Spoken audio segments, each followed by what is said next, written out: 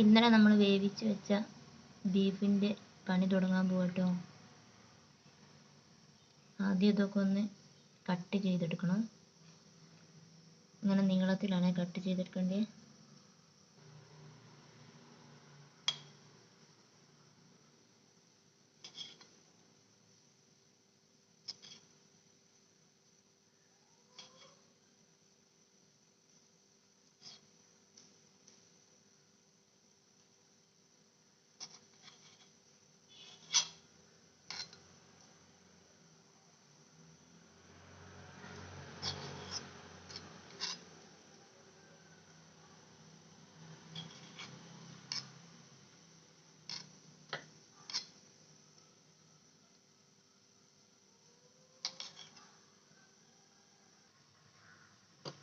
ഇത് full cut ചെയ്തിട്ടുണ്ട് കേട്ടോ.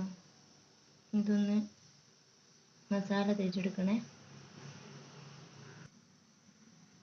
മസാലക്കായിട്ട് ആദ്യം മുളക് പൊടി കുറച്ച്,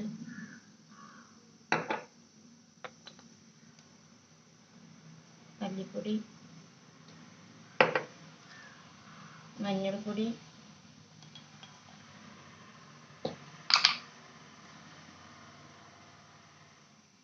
ബിരിയാണി മസാല,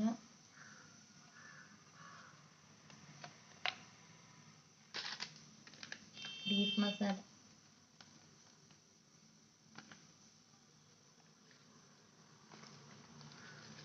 കുറച്ച് കോൺഫ്ലവർ പൗഡർ ചേർക്കണ്ടേ. ഒരു ക്രിസ്പി ആയിട്ടൊക്കെ നിൽക്കും ഇങ്ങനെ ചേർക്കുന്നുണ്ടെങ്കിൽ.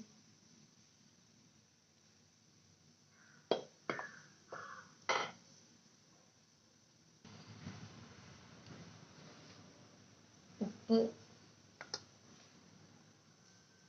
ഒരു നുള്ള അരിപ്പൊടി ഇട്ടോ. പത്തിരിപ്പൊടിയാണ്. ഇതൊന്ന് മിക്സ് ചെയ്തെടുക്കാം.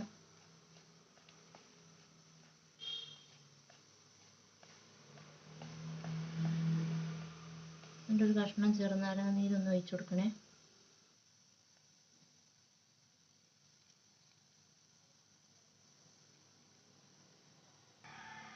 ഇനി ബീഫ് അതിലേക്ക് ഇട്ടിട്ടുണ്ട്. ഇനി ഒന്ന് നന്നായിട്ട് കുഴച്ചെടുക്കുക.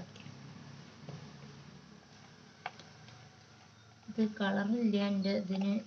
കളറ് വേണമെന്നുണ്ടെങ്കിൽ കളറൊക്കെ ചേർക്കട്ടോ.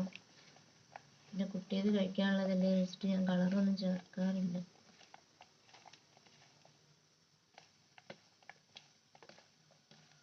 കളർ ചേർത്ത് നല്ല റെഡ് കളറായിട്ട് കിട്ടും.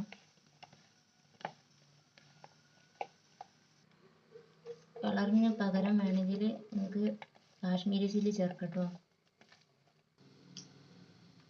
ഇനി ഇതൊന്ന് ഫ്രൈ ചെയ്തെടുക്കാൻ പോവാണേ.